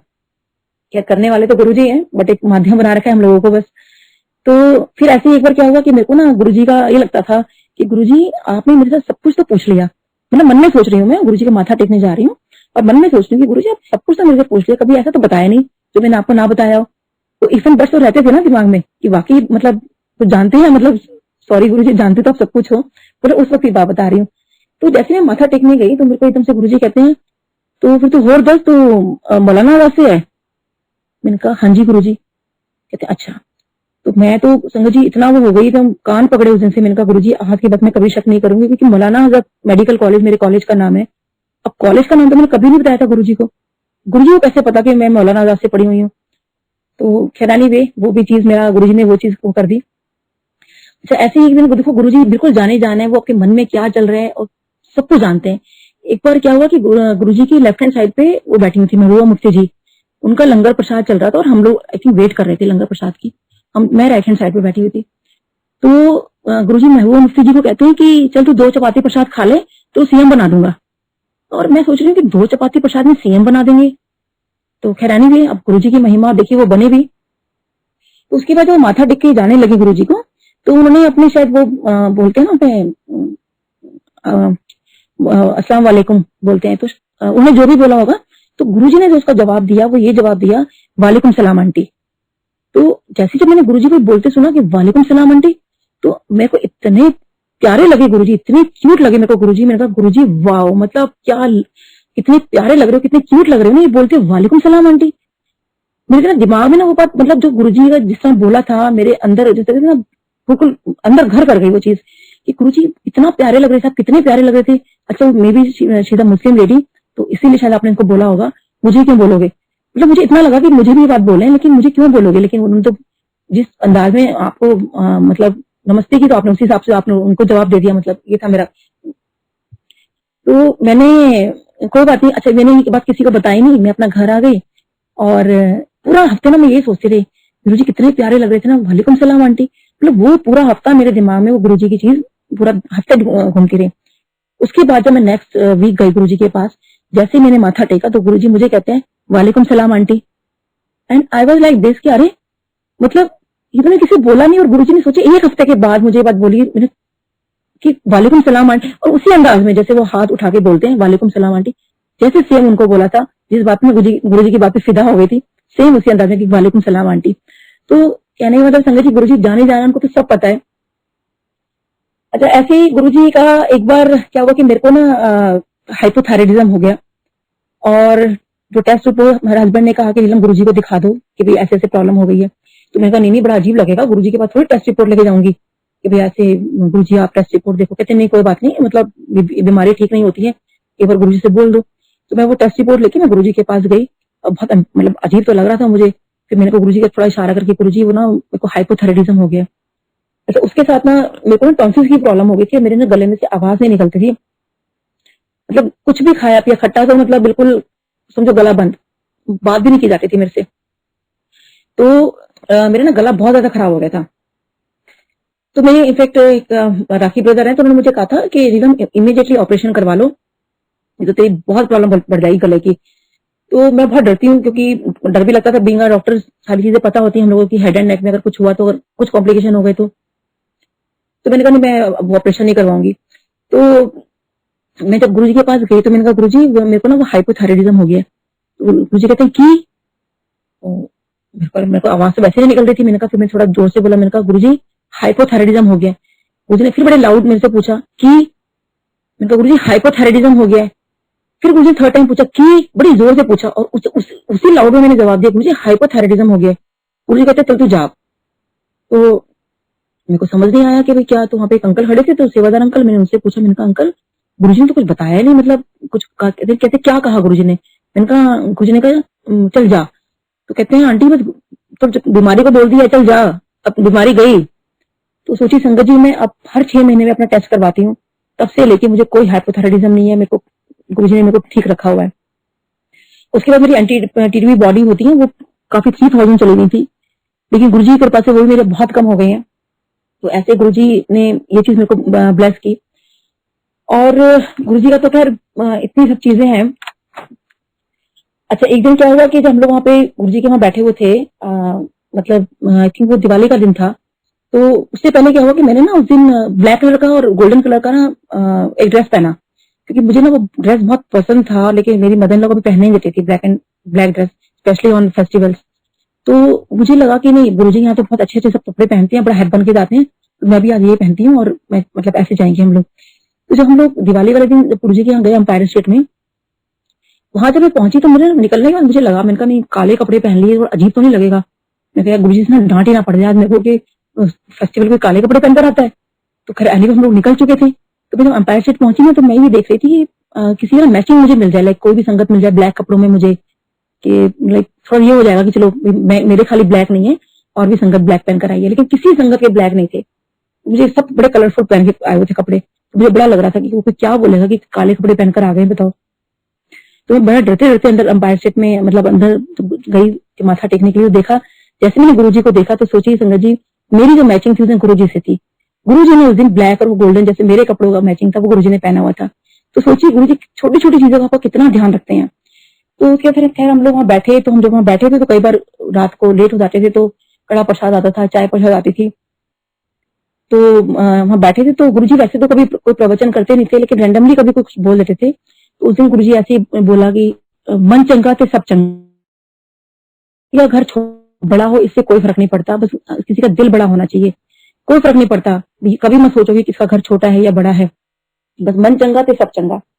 तो वही है कि हमें अपना मन, जैसे गुरुजी ने हमें चीज सिखाई, हम आइडिया में वही करना चाहिए कि किसी की निंदा नहीं, किसी की चुगली नहीं, अपना नीवे होके रहो अपना। तो ये चीज हमें गुरुजी ने जो सिखाया और हमें उस पर चलना भी चाहिए। तो ऐसी गुरुजी की तो बहुत महिमा है मेरे ऊपर, बहुत ब्लेसिंग्स हैं। ऐसी संगत जी, मेरे को क्या हुआ कि मेरे को ना डांस का बहुत शौक था, बहुत बचपन से बहुत शौक था। लेकिन मेरी मम्मी का ये रहता था कि डांस में सब बेकार की चीजें होती हैं, पढ़ाई पे ध्यान दो, क्योंकि एजुकेशन इज मस्ट। और मेरे को मैं कभी डांस नहीं सीख पाई। फिर जब बड़ी हुई तो ऑब्वियसली फिर मम्मी का ये था कि भाई उनको मन होता था कि डॉक्टर बनो। अब मेरा मन होता था कि मेरे को I wanted to become an IAS officer. तो पढ़ाई तो ऑब्वियसली बहुत बढ़ चुकी थी, डांस का तो मतलब कोई सीन ही नहीं था मतलब लाइफ में सीखने का तो मेरे। तो मैं कहा चलो ठीक है, अब पेरेंट्स के लिए मैं डॉक्टर बन रही थी और अपने लिए मैं आईएएस की तैयारी कर रही थी। तो खैर एनीवे चलो समहाउ आईएएस नहीं बन पाई मैं।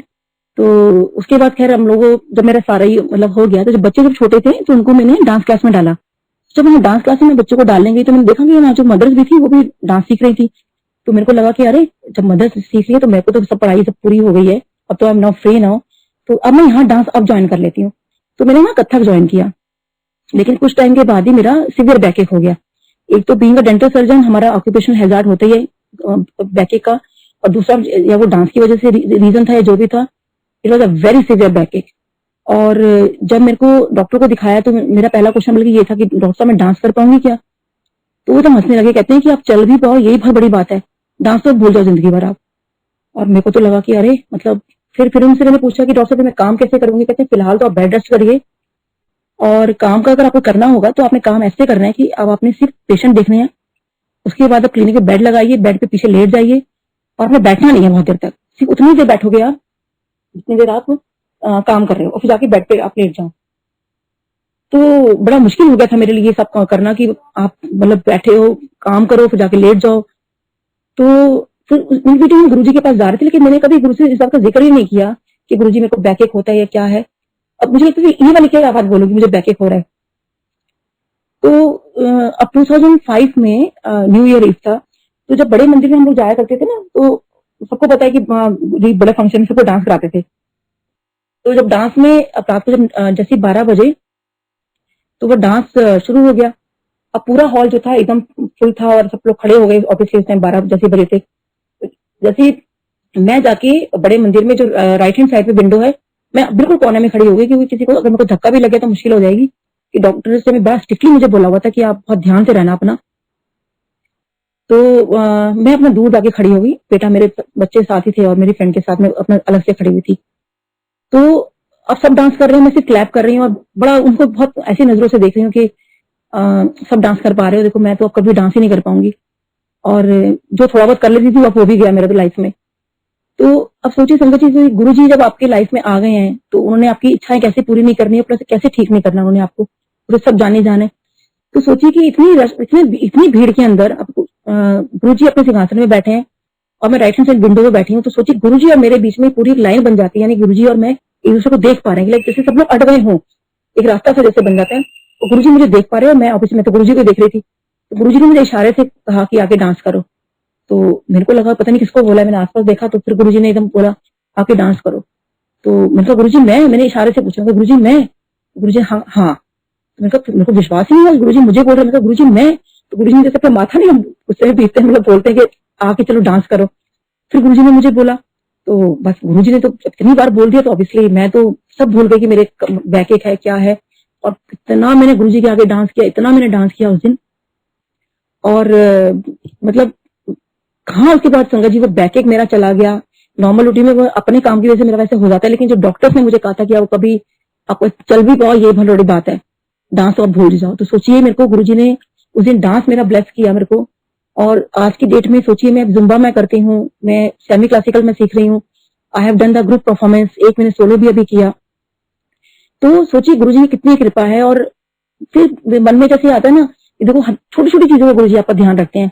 कि अभी जब फेसबुक जब आया, सब कुछ सोशल मीडिया आया, तो मेरा ना जब मैं हर किसी को जब देखती थी ना कि गुरुजी अच्छा इनके साथ आपकी पिक है, गुरुजी मेरे साथ क्यों नहीं, मैं तो आपके साथ बहुत बार बैठी थी वहां पर, किसी ने मेरी पिक ही क्लिक नहीं की, मेरा थोड़ा सा भी क्लिक नहीं हुआ। तो सोचिए मेरे पास एक वीडियो आती है जिसमें वही जो मैं डांस कर रही हूँ मैं ग्रीन सूट के अंदर, तो वो वीडियो एकदम अब फेसबुक पे आ गई, तो ऑब्वियसली मैंने भी डाली हुई है। तो कैसे गुरुजी ने वो चीज मतलब जो मेरे को सबसे ज्यादा ब्लेस किया, मैं कितना जिस तरह मैं डांस कर रही हूँ उसके अंदर के लाइक मैं भूल ही गई थी कि मेरे को कुछ था, जबकि मैं उस दिन मेरा चलना भी मेरा मुश्किल था। तो सोचिए कैसे गुरुजी ने मेरे को वो चीज ब्लेस की। और अब मैं बताती हूँ कि जब गुरुजी ने जब मैं गुरुजी के पास जाया करती थी ना, तो मेरे को एक बड़ा वो होता था कि मेरे को गुरुजी के चरण जरूर छूने हैं, और हमेशा मैं गुरुजी के चरण छूती थी। तो कई बार गुरुजी मेरे ना अंदर चलता रहता, जैसे मुझे गुरुजी ने देखना और अपने पैर ऊपर कर लिया करते थे, और मैं ऐसे करती थी, मतलब लाइक अंदर अंदर चलती थी मेरी गुरुजी की बातें कि लाइक गुरुजी मतलब पैर तो नीचे, मतलब गुरुजी चरण छूने हैं। तो फिर वो कभी गुरुजी नीचे कर लेते थे, नहीं करते थे, तो मैं जबरदस्ती ना गुरुजी के चरण छूती छूती थी। मतलब बहुत रेयर हुआ कि मैंने चरण नहीं छुआ, हमेशा ही छुआ करती थी मैं। अब संगत जी जब गुरुजी ने सोचिए कि जब चोला छोड़ा, तो जिस दिन की ये बात है, तो उस दिन मेरे को सुबह मेरे को ड्रीम आता है कि बड़े मंदिर में बहुत रश है, बहुत ज्यादा रश है, और वहां पे सिर्फ चाय प्रसाद मिल रही है, और गुरुजी के मतलब गुरुजी वहां पर है और गुरुजी बहुत उदास है। तो मुझे ये सपना अच्छा नहीं लगा, और मैं ना गुरुजी के चरण छू रही हूँ उसके अंदर भी। तो मैं लेकिन सोच रही हूँ कि आजकल चाय प्रसाद क्यों मिल रहा है और ये ऐसा ऐसा माहौल क्यों है यहाँ पर। वो तो खैर गुरुजी ने बहुत लोगों को बता दिया था, वो भी शायद मुझे भी बता दिया था, लेकिन मैं समझ नहीं पाई। फिर सपने सोचते सोचते मैं अपना नहाने चली गई।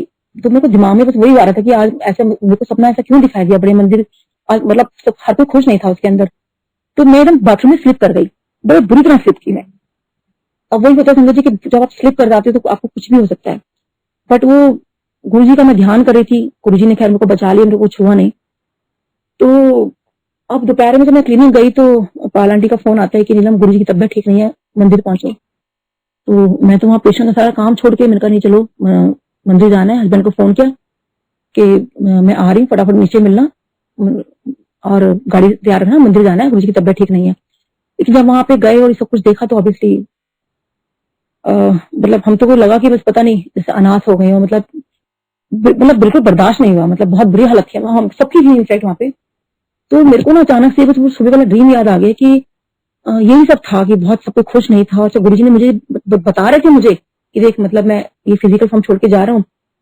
तो बस मन में ये आया, मेरे कहा गुरुजी मैं कितना वो लगता था आपके चरण छूती थी, आपको टच करती थी, अब मैं कैसे करूंगी, क्या करूंगी। सडनली मुझे याद आया कि अरे गुरुजी तो जाने से पहले मतलब मुझे चरण मतलब मैंने छुए उनके। तो मैंने ना वहां पे उनको एक सेवादार अंकल खड़े थे, मैंने कहा अंकल प्लीज मुझे गुरुजी के ना चरण छूने हैं। वो हंसने कहते हैं आंटी आप कमाल करते हो, मतलब क्या बात बोल रहे हो आप। तो मैंने कहा अंकल प्लीज। तो बस वो था कि लास्ट मोमेंट के जो थे, मैंने सोचा चाहे मुझे डांट पड़ जाए तो कुछ भी हो जाए। मैंने कहा गुरुजी मैंने हमेशा चरण छुए हैं और आज ही मुझे छूने हैं। मैंने कहा अंकल, मैंने उनको ड्रीम बताया फटाफट कि अंकल प्लीज आप भी जानते हो कि गुरुजी वैसे हैं, लेकिन ये फिजिकल फॉर्म हमें कभी नहीं मिलेगी, तो मुझे प्लीज चरण छूने दो। तो जब बड़े हॉल में जब वो था, I was the last one, जिसने बाद में किसी ने छुए तो मुझे नहीं मालूम, बट वो गुरुजी ने मुझे लास्ट मोमेंट में, मतलब गुरुजी को, मतलब उसमें मैंने चरण छुए गुरुजी के। तो खैर यहाँ बहुत इमोशनल आती है चीजें, तो बहुत है मेरी इस चीज के साथ। शुक्राना गुरुजी कि आपने उस टाइम मेरे को अपने आप को मतलब चरण छूने दिए। तो मैं यहाँ से डाइवर्ट करती हूँ, नहीं सुना पाऊंगी फिर आगे ये चीज। तो अच्छा संजय जी, सर मैं आपको बता रही थी कि गुरुजी ने देखो मेरे को लाइफ कैसे दी। तो मैं 2010 में जब ये डेंगू हुआ था, सबको पता हुआ कि बहुत जबरदस्त उसका लाइक बहुत हालत खराब थी कि डॉक्टर्स भी जा रहे थे और बेड नहीं मिल रहा था और बहुत बुरी हालत थी। तो उसके अंदर ऑब्वियसली मैं भी आ गई और मेरे प्लेटलेट काउंट्स आ गए 10,000। तो जब 10,000 आ गए, मेरी तबियत बहुत बिगड़ने लगी, मेरे को बहुत सीवियर पेन एब्डोमेन था। तो मैं डॉक्टर से कहा कि डॉक्टर साहब मुझे दवाई दो, कुछ भी करो, मेरे को ये बर्दाश्त नहीं हो रहा है। तो वो कहते हैं कि आपको कुछ दे नहीं सकते, आपके प्लेटलेट काउंट्स बहुत कम आ गए हैं, आप ही सहन नहीं कर पाओगे। मैं कहा नहीं, आप मुझे दे दो। खैर एनीवे उन्होंने मुझे इंजेक्शन लगाया और कहा कि डॉक्टर साहब को बोला कि आप फटाफट ना 7 यूनिट ब्लड अरेंज करो। तो ब्लड भी नहीं मिल रहा था, 4 यूनिट अरेंज हुआ जिसमें 3 ही पहुंचा हमारे पास। खैर मेरे को मेडिसिन दी गई, ब्लड चढ़ाया गया जितना भी यूनिट था, और उसके बाद मेरे को बड़ा सीवियर रिएक्शन हुआ। खैर एनीवे मैं गुरुजी का नाम लेती रही, लेकिन उस सीवियर रिएक्शन से मैं निकल गई। उसके बाद मैं थोड़ा मेरे को आराम आया पेट में, तो डॉक्टर्स फिर आए मेरे को देखने के लिए और मेरे सारे सिम्टम्स पूछे। जहां तक मुझे याद है शायद अल्ट्रासाउंड भी उन्होंने लिया था। तो सारा देखा किया और सब कुछ करने के बाद मेरे हस्बैंड को बाहर ले गए और कहते हैं डॉक्टर साहब we are very sorry to say आपकी वाइफ के पास सिर्फ 10-15 मिनट है। अब सोचिए कि एक डॉक्टर को उनके फ्रेंड ही बोल रहे हैं उनके हॉस्पिटल में कि आपकी वाइफ के पास सिर्फ 10-15 मिनट है। तो सोचिए मेरे हस्बैंड की क्या हालत हुई होगी। उनको कुछ समझ नहीं आया कि इसके पास सिर्फ 10-15 मिनट है और कहने डॉक्टर साहब मिल लो आपकी वाइफ से। तो वो मतलब मेरे हस्बैंड जिसको लाइक ही वाज फोर्स के मतलब मैं करूं क्या। तो वो माँ काली से और गुरुजी अरदास करने लगे कि भाई ये आप मेरी लाइफ में क्या कर दिया आप लोगों ने, और वो उनसे अरदास किए जा रहे हैं कि सिर्फ 15 मिनट है, इसकी मम्मी को अंदर बैठी है, मैं इसको कैसे बोलूंगा, मैं इसको कैसे बोलूंगा, बच्चों को क्या बोलूंगा, मतलब पता नहीं इनको माइंड में ऑब्वियसली बहुत कुछ चल रहा था। तो तभी वहां पे एक डॉक्टर निकल के जा रहे थे, तो एकदम से उनसे बोलते हैं कि अरे यहाँ इतनी रात को कैसे खड़े हो। तो उन्होंने कहा सर ऐसे तो मेरी वाइफ एडमिट है और डॉक्टर्स ने हैंड्स अप कर दिया है, जैसे 15-20 मिनट बचे हैं उसके पास। तो एकदम से कहते हैं अरे तुम तो गुरुजी के पास जाते हो ना। तो उन्होंने कहा जाते तो हैं सर, लेकिन अब तो मतलब आपको तो पता ही है। तो उन्होंने कहा चलो मेरे को मिलवाओ अपनी वाइफ से। तो वो अंदर आए, मेरे को कहते हैं कि आपको कैसा फील हो रहा है। मैं कहा सर मुझे बिल्कुल ठीक लग रहा है। कहते बस आप बिल्कुल ठीक हो, बोलो जय गुरु जी। मैंने कहा जय गुरु जी। कहते आप हो गए बिल्कुल ठीक। तो सोचिए संगत जी उस जय गुरु जी बोलने में कितनी ताकत थी कि आज मैं आप सबके सामने सत्संग शेयर कर पा रही हूँ गुरु जी का। तो उस टाइम तो कोई जय गुरु जी बोलता नहीं था, लेकिन जय गुरु जी कैसे मतलब वो चीज ये आया कहाँ से और कैसे क्या है। तो इस तरह से गुरु जी ने लाइफ दी। तो सोचिए कि वो लाइफ वो है गुरु जी शायद मुझे पहले ब्लेस कर चुके थे। वो मैं आपको बताती हूँ कैसे कि जिस टाइम मेरे को ये प्रॉब्लम हुई, तो उस दिन उसके बाद ना 24 अक्टूबर को हमारे घर सत्संग होना था। तो मैं खैर उस दिन क्योंकि गुरुजी ने लाइफ ब्लेस कर दी थी, तो अगले दिन मुझे डिस्चार्ज कर दिया गया क्योंकि मेरे प्लेटलेट काउंट्स काफी अच्छे हो गए अगले दिन तक ही। डॉक्टर्स बड़े हैरान किया, अरे ये तो मतलब बहुत अच्छी बात है, चलो। तो मेरे को उन्होंने छुट्टी दे दी कि जितना आप फिर आप घर ही ले जाओ, उनको घर पे ये रेस्ट करेंगे। तो मैं डॉक्टर से मेरे हस्बैंड को ये बात बोली कि भाई देखो बेशक अभी ठीक हो गई है, लेकिन 10 या 12 दिन का ऐसा रिलैप्स है कि अगर दोबारा नहीं होना चाहिए इनको, और उसके बाद पता नहीं मतलब कुछ गड़बड़ हो सकती है। उन्हें हिंट दे दिया था। अब हस्बैंड ने कहा ठीक है। अब उसके 10 दिन के बाद, यानी आई थिंक 13 या 14 अक्टूबर की बात है, और 10 दिन के बाद ही मेरे घर सत्संग था। तो मेरी तो कंडीशन बहुत बिगड़ी हुई थी क्योंकि मेरे गॉल ब्लैडर की प्रॉब्लम भी स्टार्ट हो चुकी थी। तो मैं गुरुजी से कह रही थी, मतलब गुरुजी मैं सत्संग कैसे करूंगी, मेरी तो हिम्मत ही नहीं है, मतलब इतना मेरे को वीकनेस आ गई थी और कैसे प्रॉब्लम होगी। प्लस उस दिन उस वक्त हमारा डीएलएफ में घर भी बन रहा था, तो मैं क्लिनिक मैं जा नहीं पा रही थी बीमारी की वजह से। तो हमारा फाइनेंशियल बहुत टाइट हो गए थे, बजट बिल्कुल गड़बड़ा गया था। तो ये था कि सत्संग करना है। तो मैंने ना उस दिन रात को मैं सोते सोते गुरुजी से बोला, मैंने कहा गुरुजी आपको अगर सत्संग होगा तो पूड़ियां तो घी में बनवानी है, क्योंकि सारा प्रसाद घी में बनेगा, तो पूड़ियां भी तेल में सॉरी घी में बनेंगी। तो कैसे करेंगे भाई, इतना इतना एफर्ट कैसे करेंगे अगर इतनी संगत हमने बुलाई हुई है। तो मैं सोचते सोचते सो गई। तो रात को मुझे क्या ड्रीम आता है कि गुरुजी कहीं जा रहे हैं तो गाड़ी में, तो मैं उनके पास भाग के जाती हूँ कि गुरुजी वो ना आपका सत्संग इतना ही बोल रही हूँ। गुरुजी कहते हैं हाँ हाँ कोई नहीं, तो फिर तू ऐसा कर, तो पूड़ियां तेल भी तलवा ले और वो सत्संग करवा ले, इसके बाद से किसी से तू मिल नहीं पाएगी। तो मैं जब सुबह उठी और मुझे बड़ा अजीब सा लगा कि गुरुजी ने बोला कि पूड़ियां तेल भी तलवा लें, वो तो प्रॉब्लम सॉल्व करती है, लेकिन मैं सत्संग करवा लूं फिर मैं मिल नहीं पाऊंगी, ऐसे कैसे? मैंने घर में बताया तो बच्चों ने मना कर दिया कि मम्मी फिर हम सत्संग ही नहीं कराते। तो मैं कहा नहीं नहीं, गुरुजी ने ये भी तो बोला ना कि पूड़ियां तेल भी तलवा लें और सत्संग तो करवाने की सत्संग करवा ली, ये वर्डिंग भी तो बोली है ना। तो मैं तो गुरुजी की बात मानूंगी, तो सत्संग करवाऊंगी चाहे कुछ भी हो जाए। और हालांकि जब मेरी तबीयत बहुत खराब थी उसके बाद हमारे 24 अक्टूबर को हम लोगों ने सत्संग करवाया गुरुजी का, 12:30 का था। और जब रात हुई तो अब मेरे को अंदर से मैं रोती जा रही थी कि गुरुजी आपने तो बोला था सत्संग करवा ले, फिर मिल नहीं पाएगी, तो बस आज का दिन है क्या मेरी मेरी फैमिली के साथ। तो मैं 12 बजे बजने से पहले, और हम लोग जहाँ दरबार लगा हुआ था तो हम लोग वहीं गुरुजी के सामने वहीं हमने सोचा कि यहीं सोएंगे हम लोग आज। तो 12 बजने से पहले मैंने अपने हस्बैंड को, अपने बच्चों को, दोनों को बहुत प्यार किया, सबको तीनों को, कि पता नहीं मतलब मैं कभी मतलब नेक्स्ट डे मेरा क्या होगा, कि गुरुजी ने तो बोला, गुरुजी की बात तो कभी गलत नहीं हो सकती। तो कर एनीवे वो मैं हम लोग मेरे को कब नींद आई मुझे नहीं पता। अब 25 अक्टूबर को जब मैं सुबह मॉर्निंग में उठी तो मुझे बस एकदम से मैंने को, हालांकि मैं थोड़ा लेट उठती हूँ लेकिन उस दिन मैं जल्दी उठ गई, और मैंने एकदम देखा, गुरुजी को प्रणाम किया और अपने आप को मैंने पिंच किया कि मैं सच में जिंदा हूँ क्या। तो फिर मैंने तुमसे कहा, मैंने कहा गुरुजी बहुत शुक्राना आपका, आपने मुझे लाइफ दी, लेकिन ऐसे कैसे, मतलब आपने तो बोला था कि किसी से मिल नहीं पाएगी। तो फिर मैंने कुकी आंटी को फोन किया, मैंने कहा आंटी मेरे को ऐसे ऐसे आया है, तो मतलब मेरे को समझ ही नहीं आया कि भाई गुरुजी की बात तो गलत होती नहीं है लेकिन मैं तो मतलब जिंदा हूँ। तो आंटी कहती है कि पागल है, तो गुरुजी की बात नहीं समझ पाई कि वर्डिंग वही थे कि सत्संग करवा ले तो किसी से मिल नहीं पाएगी, यानी कि अगर मैं सत्संग नहीं करवाती तो शायद मैं किसी से मिल नहीं पाती। तो वो गुरुजी ने उस दिन वो चीज ब्लेसिंग दी बहुत ज्यादा। अब सोचिए गुरुजी ये चीज आपको कैसे काउंटर कंफर्म करते हैं कि आपकी लाइफ वही देने वाले हैं। और संगत जी यही दिन चल रहे थे जो आज के मतलब दिन चल रहे हैं ये वाले, तो वो मेरे को डे याद नहीं है। तो उस दिन मेरे को क्या होता है कि जैसे हस्बैंड, तो ये डर भी लगा था कि मतलब 10-12 दिन निकालने बड़े मुश्किल थे, 24 अक्टूबर से ये 10 जो ये दिन चल रहे हैं बड़े मुश्किल थे मेरे, जो कि मेरे हस्बैंड ने उस टाइम मेरे को कुछ नहीं बताया था, ये सब बाद में बताया मुझे। तो रात को मुझे क्या ड्रीम आता है कि मेरे पीछे यमराज भाग रहे हैं। तो अब यमराज से तो सबको भागेगा, तो मैं भी भाग रही हूँ। तो भागते भागते मैं अपना मम्मा के घर चली जाती हूँ। तो मम्मा के घर पे कोई सरदार अंकल यहाँ पे आए हुए हैं और उनको मम्मी का घर किराए पे चाहिए। तो मेरे पीछे यमराज जी भाग रहे हैं, तो मैं बहुत वो अंकल मेरे को एकदम इशारा कर रहे हैं कि मुझे किराया बता दो। तो उनको मैं एकदम से कहती हूँ कि अंकल प्लीज आप मेरा नाम और मेरा मोबाइल नंबर लिख लो, मैं आपसे बाद में बात करती हूँ, क्योंकि मैं डर भी रही हूँ कि यमराज बस पास में आ गए। तो एकदम से जैसे ही मेरे को एकदम ध्यान आता है कि जैसे उनको मैं बोलती हूँ मेरा नाम और मोबाइल नंबर लिख लो, तो एकदम से मेरे को रिकॉल होता है कि एक बार गुरुजी ने मेरा नाम और मोबाइल नंबर ऐसे ही अपने हाथों से लिखा था। तो मैं एकदम से बस ये सोचती हूँ, तो जो यमराज जी वहां खड़े हुए हैं वो मेरे को एकदम से कहते हैं गुरुजी ने लिखा था। तो मैं एकदम ध्यान आता है कि हाँ गुरुजी ने लिखा था। तो एकदम से कहते हैं कि अरे इस गुरुजी ने तो मेरे सारे आंकड़े बिगाड़ के रख दिए।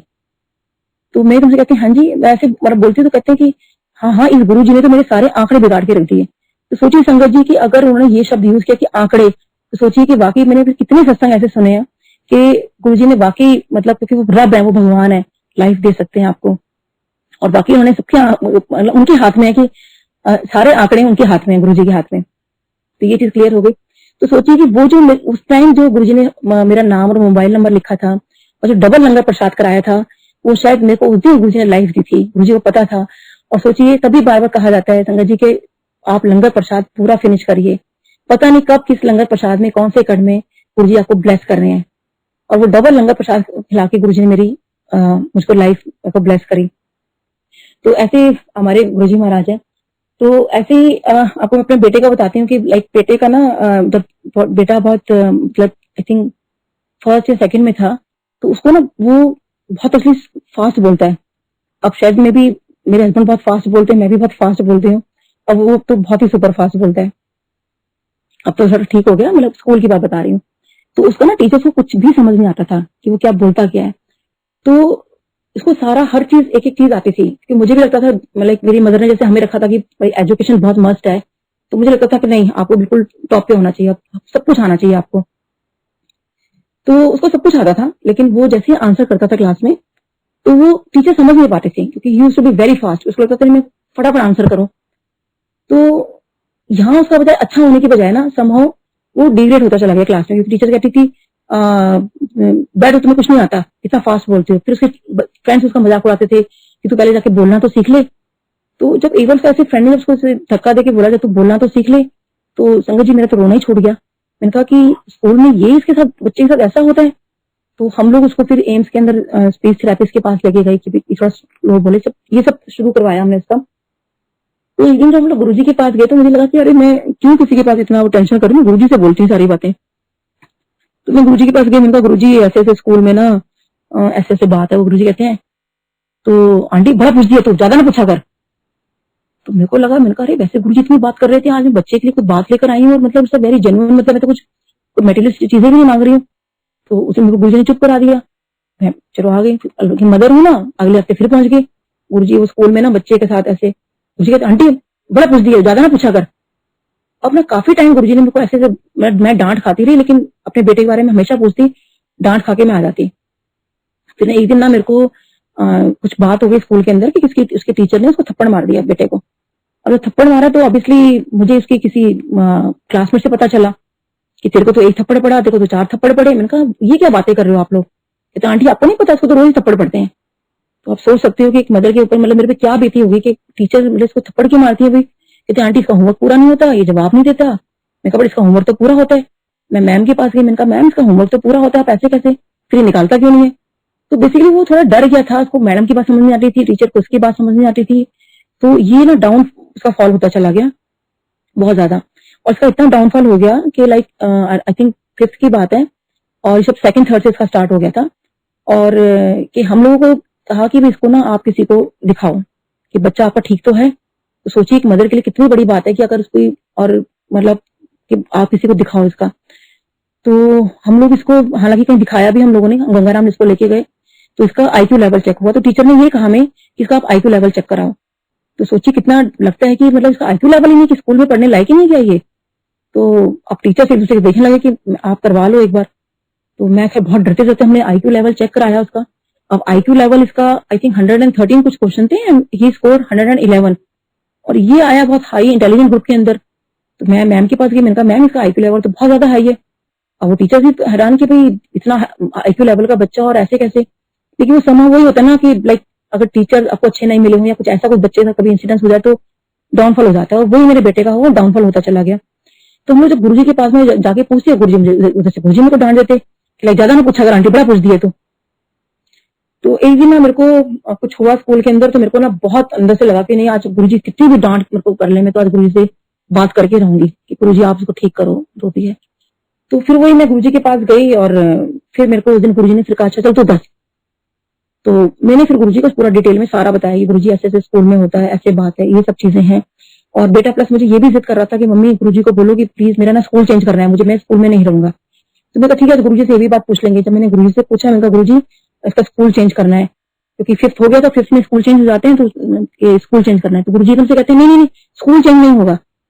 तो अब मना कर दिया, क्योंकि तो ये रोने लगा कि मम्मी मेरे को बच्चे बुली करते हैं कि वो मॉर्निंग वाले बच्चे कि मेरे फ्रेंड्स की हम आ रहे होते हैं तो जा रहा होता है, और प्लस मेरे को स्कूल में ऐसा होता है। बहुत रोता था कुछ 8th ऑन स्टैंडर्ड तक मेरा बेटा रो रो के स्कूल जाता था, जबकि मेरी डॉक्टर उसको लेके जाती थी जबकि वो छोटी थी।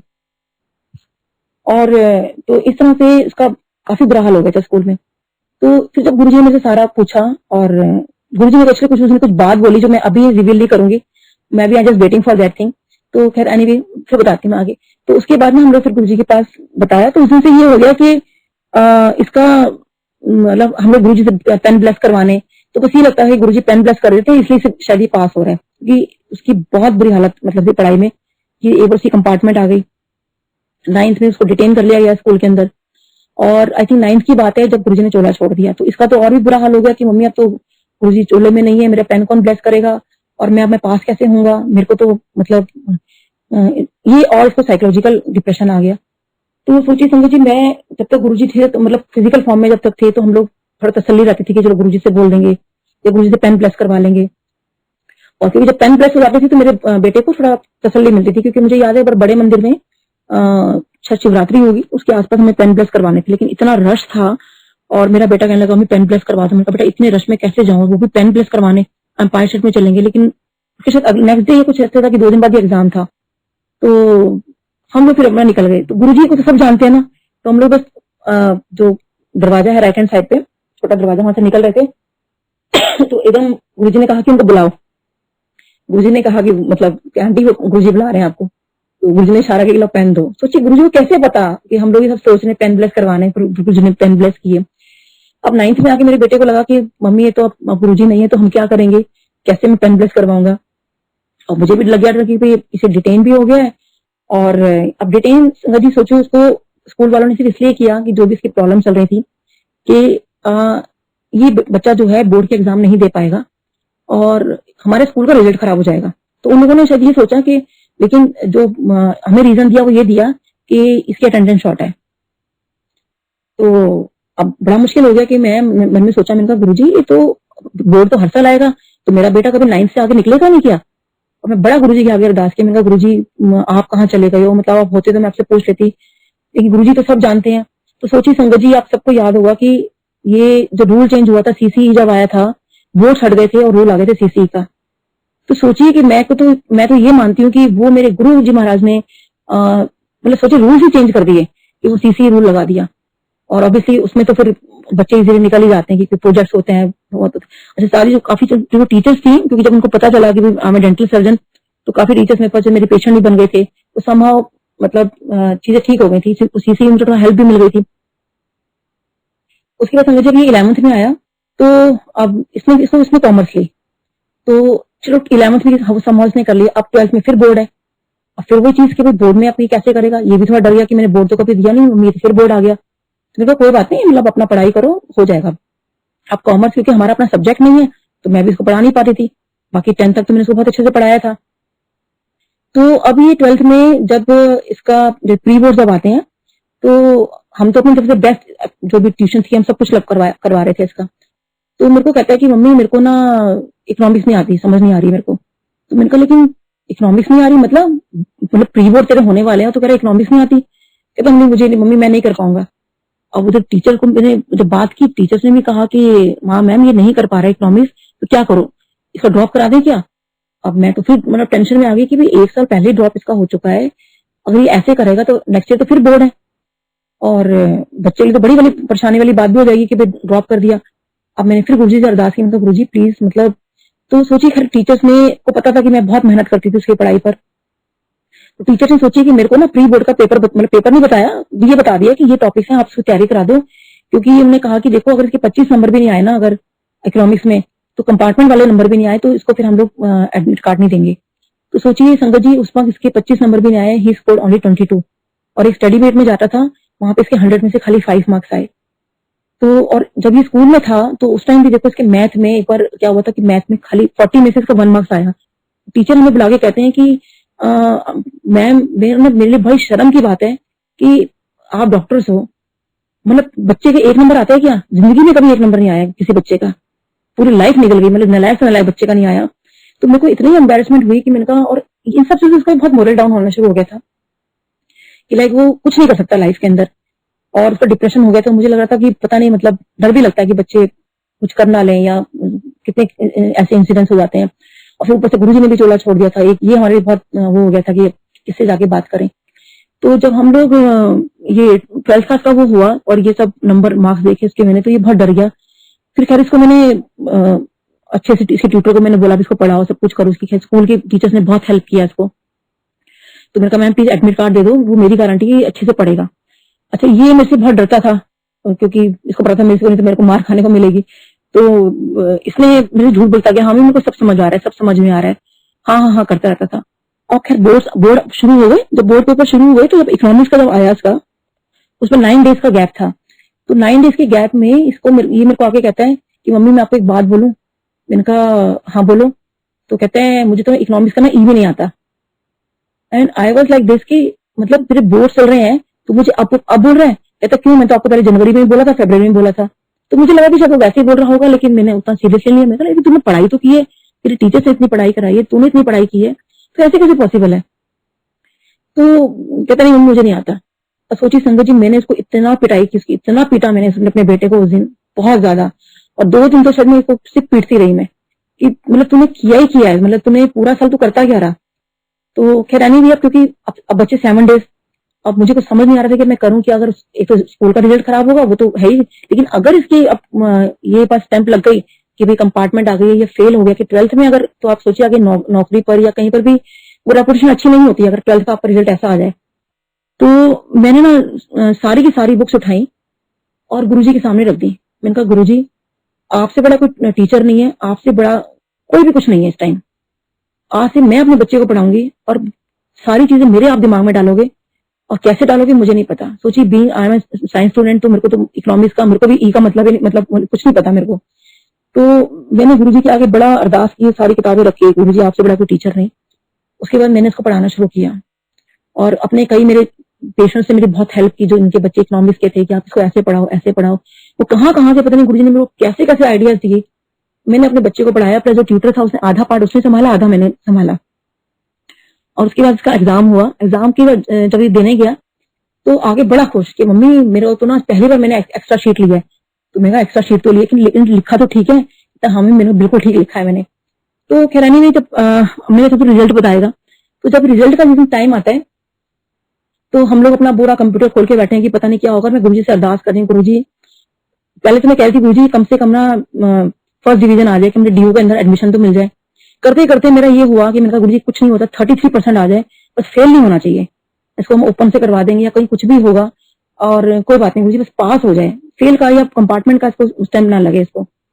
तो जब हम लोग कंप्यूटर से खोल के बैठे थे, रिजल्ट नहीं आ रहा, रिजल्ट नहीं आ रहा, करते करते 10 बज गए, 11 बज गए, सारे हमें फोन कर रहे हैं, पता चल रहा है कि रिजल्ट तो आ गया, रिजल्ट तो आ गया। हम किसी का फोन नहीं उठा रहे, तो सब समझ रहे थे कि कुछ गड़बड़ हो गई है, सबको पता था कि क्या हाल हुआ पड़ा है बच्चे का। उसके बाद मेरे को लगा, मैं चलो मैं थोड़ा मैं नहा के आ जाती हूँ। तो मेरे हस्बैंड ने कहा कि नीलम मैं ऐसा करता हूँ कि अपने किसी फ्रेंड से पूछ लेता हूँ, क्योंकि हमारे कंप्यूटर में तो आ नहीं रहा रिजल्ट, पता नहीं क्यों नहीं आ रहा था, क्या रीजन था। तो मैंने उनको बोला नहीं आप किसी से पूछना मत, क्योंकि अगर इसका रिजल्ट बहुत अच्छा नहीं आएगा तो क्यों अपने फ्रेंड के सामने आप अपनी इंसल्ट करवाती हो। तो उन्होंने कहा नहीं कुछ नहीं होता, मेरा खास फ्रेंड है और मैं इससे पूछ लेता हूँ। तो मैं भी बाथरूम में थी, तो एकदम हस्बैंड ने कहा कि नीलम फटाफट रिजल्ट आ गया है और ये रिजल्ट है उसका। तो मैंने कहा नहीं उनको बोलो डॉक्टर भारद्वाज को कि अपने बेटे का रिजल्ट ना बताएं, हमारे बेटे का रिजल्ट बताएं। तो कहते हैं हमारे बेटे का रिजल्ट ही है। तो सोचिए संगत जी, उसके 92%, एक में कितने मतलब ही स्कोर्ड, मतलब में डिस्टिंक्शन उसकी आई, और इकोनॉमिक्स के अंदर ही स्कोर 73% मार्क्स। और सोचिए कि आप मतलब स्कूल वालों ने इसका पहला मतलब टीचर्स का फोन आया कि मैम सबसे पहले रिजल्ट हमने मृणाल का देखा है कि इसका मतलब ये पास भी हुआ है कि नहीं हुआ, क्या हुआ है। और मेरे को मेरा बेटा कहता है कि मम्मी मैंने तो बहुत अच्छा किया था, आप पेपर खुलवाओ, ये तो कुछ और मेरे मार्क्स ज्यादा आने चाहिए थे, मेरे मैथ्स में भी कम है, इसमें भी कम है, इसमें भी कम है। तो उसको मैंने कहा ऐसा है पेपर मत खुलवाओ, पता नहीं तो गुरुजी ने कुछ किया है। तो क्या रहनी गई। उसके बाद अब डीयू में एडमिशन की बारी थी, अब एडमिशन के लिए गए तो आपको पता है कि इतने वहां तो बहुत हाई रैंक मतलब सब कुछ आता है। तो वो भी कैसे गुरुजी ने इसका एडमिशन मतलब करवाया और रामदास कॉलेज के अंदर। और सोचिए कि सारी कट ऑफ निकल चुकी थी, सब कुछ हो चुका था। उसके बाद जब हम लोग लास्ट कट ऑफ में गए तो वहां पे हस्बैंड ने इसने कहा कि मम्मी को जान पहचान निकालो, मुझे नहीं पता, इनके पीछे पड़ गया। तो हमने वहां के जो वाइस चांसलर थे उनसे जान पहचान निकाली। तो उन्होंने कहा कि आप किसी टीचर से मिल लेना। तो अब उस टीचर ने हमें थोड़ा सा कहा कि डॉक्टर साहब थोड़ा सेवा पानी कर दोगे। अब डॉक्टर साहब तो ऐसे हैं, तो वो कहते हैं कि नीलम मैं सेवा पानी में विश्वास नहीं करता, ना मैं किसी से लेता हूँ ना किसी को देता हूँ ऐसा कुछ। तो अपने जो तुम्हें मतलब मिला है नंबर, उसी से पढ़ाई करो। तो खैरानी भी मैंने कहा चलो ठीक है। तो ऑब्वियसली ये चीज बच्चों में भी नहीं जानी चाहिए कि भाई आप इस तरह से करके आप बच्चों को पढ़ा रहे हो। तो फिर भी बच्चे का मतलब मन की मम्मी देखो अगर कुछ मतलब हो जाए तो उन्होंने वीसी ने बोला था कि टीचर से जाके मिल लेना। तो मैंने उनको ढूंढ रही थी एक्चुअली। तो अब वो टीचर तो मिले नहीं, वो पता नहीं एकदम से कहाँ चले गए, क्योंकि उनको पता चल गया था कि सेवा पानी करने वालों लोगों में से नहीं है ये। तो वहीं एकदम से वो कोई खड़े थे टीचर, तो कहते हैं वो क्या काम है मैम। तो मैंने कहा सर ये ऐसे मेरे बेटे का वो है, तो अब क्या करें। तो तब तो हमने इसको किसी और कॉलेज में एडमिशन दिलवा दिया था। तो उसने कहा था मैं वहां तो पढ़ूंगा नहीं, मेरे को डीयू में ही पढ़ना है। तो कहते हैं कि आपका बेटे का कुछ है आपके पास। तो मैंने कहा नहीं सर, मेरे पास तो खाली है कि 12th की प्रोविजनल सर्टिफिकेट पड़ा हुआ है और तो कुछ है नहीं। कहते हैं कमाल, आप एडमिशन करवाने हैं, आपके पास सर्टिफिकेट नहीं है। तो मैंने कहा सर वो एक्चुअली दूसरे उसमें पड़े हुए हैं, तो थोड़ा सा। कहते हैं अच्छा आप ये फॉर्म भर दो। मेरे को फॉर्म के लिए भेज दिया। तो मुझे समझना है, हस्बैंड कह रहे हैं बताओ वहां पे क्या हो रहा है, मतलब कुछ किससे बात कुछ हुआ। तो मैंने कहा नहीं पता नहीं, उनको कुछ फॉर्म भरने के लिए भेज दिया है, तो मैं तो उनको जानती भी नहीं हूँ। तो अब मैं जब फॉर्म भरने गई तो वो एंटी रैगिंग का फॉर्म था। तो जब मैं एंटी रैगिंग का फॉर्म जब सबमिट कराने गई तो पता चला कि वहां पे उन्होंने कहा कि आप ना ये स्लिप हम पे नाम बुलाएंगे, तो आप स्लिप के हिसाब से आप हमारे पास आना। तो जब उन्होंने स्लिप उठाई और एकदम से जैसे नाम बुलाया, जबकि मैं वहीं खड़ी थी, तो उन्होंने वो नाम बोला जो गुरुजी का नाम है, गुरुजी का एक्चुअल नाम है। तो मैंने उनको बोला नहीं ये नाम नहीं है, ये मृणाल है। तो कहते हैं हाँ हाँ, अरे ये तो मृणाल नाम है। तो सोचिए कि जो गुरुजी का एक्चुअल नाम है उसमें और मेरे बेटे का जंबल वर्ड कर दो तो सेम वर्ड्स आते हैं। तो ऐसे तो उन्होंने कहा कि हाँ जी आपका ना बेटे का एडमिशन हो गया है। और हम हैरान थे कि ऐसे कैसे एडमिशन हो गया। तो हम लोग वो प्रिंसिपल भी एकदम से आगे उन्होंने पहचान लिया कि डॉक्टर साहब पहले आए थे, तो उन्होंने सारा हमारा काम करवा दिया। और जो हमसे बात करना के तैयार नहीं होते प्रिंसिपल, तो उसके बाद हमने बाद में पूछा कि हुआ कैसे, क्योंकि इतने बच्चे खड़े हैं बाहर। तो बाद में हमें पता चला कि वो जो आधा घंटा था जिस वक्त मैं वहां खड़ी थी, और उस वक्त जो कट ऑफ लिस्ट उन्होंने क्या करा, कट ऑफ लिस्ट चली गई नीचे जिसमें मेरे बेटे का आ रहा था, और जैसे मेरे बेटे का एडमिशन हुआ वो कट ऑफ लिस्ट फिर ऊपर हो गई। तो सोचिए गुरु जी ने वो कट ऑफ लिस्ट भी मतलब उसी के उसमें कर दी। तो ऐसे गुरु जी हैं जो हमारा जो सब कुछ कर सकते हैं। तो ऐसे संगत जी बस अंकल मैं थोड़ा सा और कर दूं या आई थिंक ऐसे तो बहुत कुछ है बस बोलने के लिए गुरु जी का। आंटी और भी संगत हैं जिनके सत्संग है वो वेट करें। हाँ जी, तो आपसे रिक्वेस्ट है कि आप दोबारा और आएंगे, हम दोबारा आपको इनवाइट करेंगे, आप और भी अपनी जो ब्लेसिंग्स हैं फिर नेक्स्ट टाइम जो है मुझे कुछ सुनाई नहीं है। तो बस अंकल एक छोटा सा एक और मैं करना चाहूंगी थोड़ा सा। तो बस और एक गुरुजी का एक बहुत शुक्राना कि मेरे को अभी मैंने किसी अवार्ड में एक्चुअली पार्टिसिपेट किया अभी। तो उसमें एक ऑप्शन था कि अचीवमेंट आपकी क्या है, तो उसमें मैंने लिख के भेज दिया येट टू अचीव, कि मेरे पास ऐसे तो मैंने कुछ अचीव किया नहीं अभी तक। तो खैर अपना जो भी प्रोफाइल थी मैंने सब कुछ भेज दी। तो गुरुजी का देखो इतना शुक्राना कि उन्होंने मेरा प्रोफाइल, क्योंकि मैंने मे बी शायद कोविड के अंदर बहुत लोगों का कुछ काम किया है जो भी था, और मैं उसमें सिलेक्ट हुई कि गुरुजी की कृपा से मुझे वो अवार्ड मिल रहा है अभी परसों। और प्लस मैंने कुछ और पार्टिसिपेट किया था एक ब्यूटी पेजेंट में, ऑनलाइन था but it came to be big platform. तो उसके अंदर मुझे लाइक मिसेस इंडिया का 2020 रनर अप का मुझे मतलब टाइटल मिला है। तो बहुत शुक्राना गुरुजी का कि मतलब गुरुजी के अलावा कोई और चीजें नहीं कर सकता। शुक्राना गुरुजी का, शुक्राना मंदिर मैनेजमेंट का। जय गुरुजी।